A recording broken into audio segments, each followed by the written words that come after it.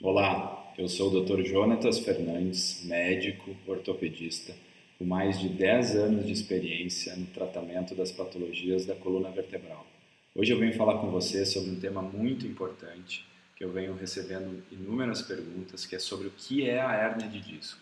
Eu resolvi fazer esse material para demonstrar e para informar todo mundo o que é realmente a hérnia de disco, que tem muita dúvida aí aparecendo.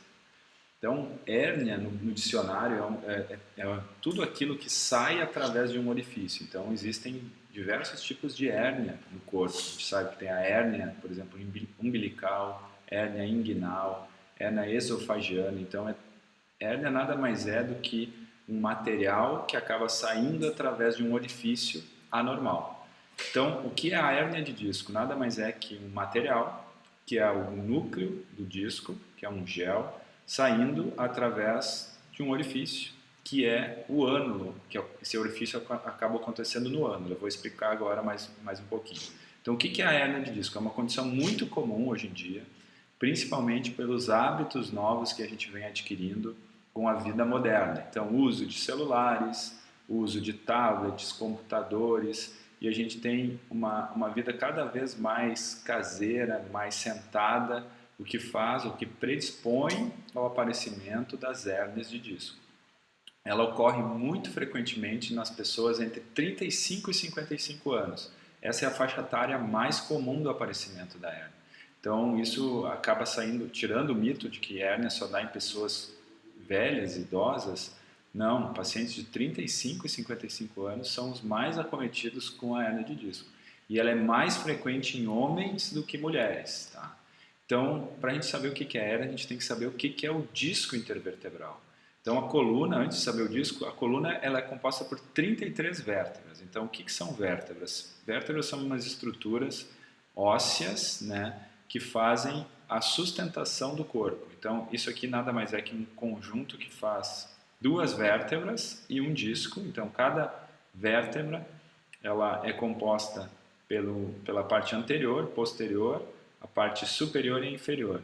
A gente sabe que o disco está entre duas vértebras e ele tem a função de amortecer o impacto dessas vértebras. Então, cada vértebra faz um amortecimento, amortece o impacto axial, esse impacto que vem de cima para baixo, e ajuda a mobilidade do tronco e da coluna vertebral. Então, a gente sabe que quando a gente se abaixa, faz a flexão, a extensão do tronco, a rotação, isso tudo se dá através das articulações intervertebrais, mas principalmente pela a mobilidade ajudada pelo disco intervertebral, que faz com que esse movimento seja permitido.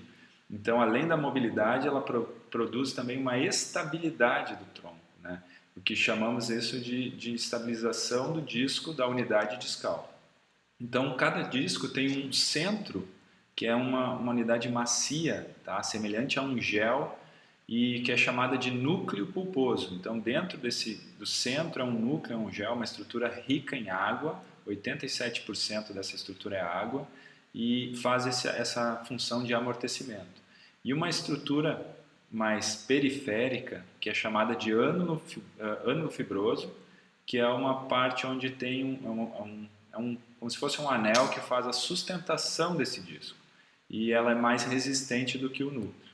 Então a gente sabe que outra coisa bem importante de se mostrar é como é que é essa composição. Então nesse desenho a gente vê aqui claramente o ânulo fibroso, essa superfície aqui, ó, que tem duas camadas. Então uma camada mais externa ela é rica em fibras do colágeno tipo 1, que confere mais resistência a forças de tensão. Então principalmente forças de tensão, ela tem muita resistência.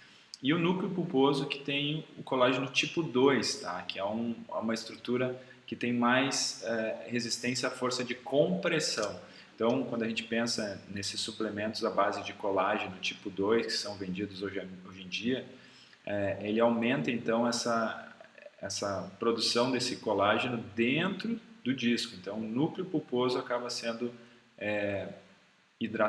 mais hidratado, por causa desse colágeno, fazendo com que esse disco tenha um pouquinho mais de capacidade de sustentação da força. Agora, o ânulo fibroso, realmente, por ter colágeno tipo 1, ele acaba não tendo influência, né, nessa reposição de colágeno tipo 2. E a gente tem que lembrar também que o disco intervertebral ele é avascular, então ele não tem vascularização, não tem vasos sanguíneos ali. A gente sabe que ele também tem a inervação bem periférica, então não existe inervação nem vascularização nessa região mais interna do disco. Como é que vem a origem do problema? De onde é que vem a hérnia de disco? Isso é uma pergunta muito frequente, que fazem toda semana. Então são basicamente três origens do problema. A primeira, a mais importante, é o envelhecimento e a degeneração que acontece nesse disco. Então isso como é um problema que vem vindo aos poucos, né? vem vindo com o passar dos anos, o envelhecimento e a degeneração de disco diminuem essa água, a quantidade de água que tem dentro do disco, fazendo com que esse disco tenha uma diminuição da sua altura, uma diminuição na elasticidade da fibra aqui do ânulo fibroso e diminuindo essa resistência, fazendo com que o paciente tenha uma hérnia, como a gente vê nesses dois casos. Aqui a gente vê uma ressonância, né, no perfil de lado, vendo a vértebra, que é esse retângulo aqui. Aqui entre duas vértebras a gente vê a unidade discal, e esse é um disco perfeito, é um disco que tem uma superfície externa mais escura e uma superfície interna mais cinza claro aqui na ressonância. Esse disco aqui a gente já nota uma diminuição nessa altura, né, um disco mais colapsado em relação a um disco normal, fazendo um abaulamento aqui, fazendo uma herniação aqui do disco, e nessa onde eu mostro aqui na seta. Aqui nesse outro disco, que é o L5-S1, a gente já vê um colabamento total praticamente do disco, a gente quase já não vê mais disco aqui e fazendo a hérnia de disco aqui embaixo. Então o principal é o envelhecimento, é o desgaste desse disco. E esse envelhecimento não necessariamente tem a ver com o envelhecimento do paciente, não tem necessariamente a ver com a idade do paciente. Então tem a ver com o uso desse disco. Então se esse disco foi muito usado, muito sobrecarregado, ele tem maior chance de desenvolver uma hérnia de disco. Outro fator bem importante é esse número 2, que são as fissuras radiais. O que são fissuras radiais? Vocês lembram que eu acabei de mostrar o ânulo fibroso, que é essa estrutura mais superficial, que confere mais resistência ao disco? Cada vez que tem uma pressão aumentada, a gente pode ter rupturas, pequenas rupturas no interior dessas fibras, fazendo o que a gente chama de HIZ, que é o RIS, que é uma lesão clarinha que aparece na ressonância. A gente vê aqui, ó, lesão clara, que nada mais é do que uma lesão do ânulo fibroso. Então, muitas vezes são sequenciais essas lesões, estão inúmeras lesões desse tipo RIS, fazem um enfraquecimento desse anel, e esse anel mais fraco pode, consequentemente, ter uma lesão e uma hérnia de disco. Então é muito importante a gente saber que as fissuras são uma das causas da hérnia de disco. E principalmente as forças que atuam na coluna, as forças axiais de flexão e torção, principalmente as repetidas, aumentam muito a pressão no disco. E isso faz com que o núcleo seja deslocado, então a pressão aumenta aqui, fazendo um aumento da pressão nessa parte posterior aqui do disco, fazendo com que a gente tenha esses RIS, que é o aumento da intensidade do sinal, e aumento da pressão, fazendo a hérnia de disco. Os tipos de hérnia, a gente sabe que as hérnias podem ser abauladas, né? Então são os abaulamentos discais, que nada mais é que um abaulamento, uma alteração mais circunferencial do disco. Então a gente vê que é como se fosse um pneu murcho assim, geral, né? Como se tivesse um abaulamento completo do disco. A protrusão é o abaulamento com uma região mais focal, mais localizada. Então, o abaulamento, a gente vê que o disco não é totalmente uniforme, esse abaulamento. A gente vê que tem uma parte que tem mais do que o outro, mas ainda não há uma ruptura do anel fibroso. A gente vê que tem uma pequena ruptura interna, mas não há uma ruptura completa do anel. Então, a protrusão e o abaulamento são os tipos mais comuns de hérnia de disco. Hoje em dia, a gente até chama mais de abaulamento e protrusão, e procura nem dar o termo, né, nem dar o nome de hérnia de disco quando isso aparece, porque em geral as protrusões e os abaulamentos são de maneira assim, geral de tratamento conservador. Já a extrusão de disco, o que é? Ela acaba sendo uma ruptura completa do anel fibroso. Então o anel completamente foi rompido e aí o conteúdo interno do disco, que é esse gel, acabou extravasando e normalmente uma raiz passa por aqui. Então a extrusão tem uma capacidade normalmente maior de ter uma compressão da raiz. E a hérnia sequestrada é uma hérnia extrusa, que além de estar extrusa, ela migrou. Então ela pode ter migrado caudalmente, quer dizer, para baixo, nesse caso, ou às vezes cranialmente, indo para cima. São hérnias mais difíceis de tratamento e normalmente requerem tratamento cirúrgico. Mas isso não necessariamente tem a ver com o tipo, normalmente tem a ver com o tipo relacionado ao sintoma do paciente. Então, não dá para ter uma ideia se é protrusão, extrusão, se o tratamento é cirúrgico ou não é. Então, ela ajuda muito a gente saber o que fazer, qual é o melhor tratamento, mas não necessariamente ela indica o que fazer. Né? Então, isso é bem importante a gente ter essa noção do que é esse tipo. Os fatores de risco associados, a gente sabe que existem vários.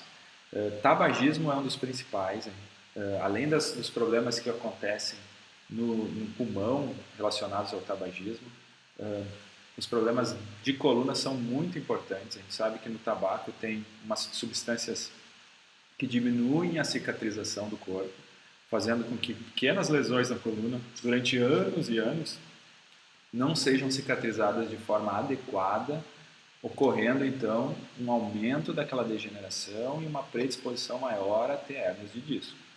Exposições a cargas repetitivas, então pacientes, pessoas que trabalham em ambientes muito repetitivos, às vezes com muita carga, né? Muita carga, carregam, levantam peso, muita repetição da mesma função. Vibração prolongada, a gente sabe que movimentos vibratórios no disco repetidamente fazem com que ocorra um aumento dessa degeneração e predisponham a hérnia de disco. Outra coisa que também pode ter a predisposição, fatores de risco, é o sobrepeso. Então, a obesidade aumenta, logicamente aumenta o peso e aumenta a função daquele disco, fazendo com que aquele disco sofra mais carga e degenere mais precocemente do que deveria degenerar. E o mais importante de todos, sem dúvida nenhuma, é a predisposição genética. Hoje a gente tem alguns testes genéticos que estão sendo feitos, mapeando o genoma humano, e isso está caminhando muito, muito rapidamente, mas ainda não tem nenhuma fonte segura para a gente dizer qual o gene que aumenta a predisposição ou não. Mas a gente sabe que a predisposição é muito importante, então tem pessoas que acabam nascendo com discos mais sensíveis às cargas e que têm uma degeneração mais precoce do que deveriam ter. Isso a gente acaba vendo assim pela história familiar, normalmente vendo a família daquele paciente, vendo se na família dele tem muitos pacientes que já tiveram hérnias de disco, sintomas, crises e eventualmente até tiveram que fazer cirurgia. Então esse é o principal assim, fator de risco que a gente sabe que influencia no aparecimento da hérnia de disco. Eu dei uma pequena palhinha aqui sobre o que é a hérnia de disco. Eu queria que vocês me seguissem lá no Instagram, tá? Lá no Instagram, no YouTube eu tenho um canal onde eu posto meus vídeos e eu queria que vocês me seguissem lá eu dou dicas, dou informações sobre hérnia de disco e semanalmente eu tenho uma live que eu faço respostas, então tem perguntas sobre hérnia de disco difusas, diferentes, onde eu explico, eu converso e a gente tem um papo bem mais descontraído sobre o que é a hérnia de disco, sintomas, tratamento e diversas opções de tratamento aí, possíveis. Um abraço a todos e me sigam lá.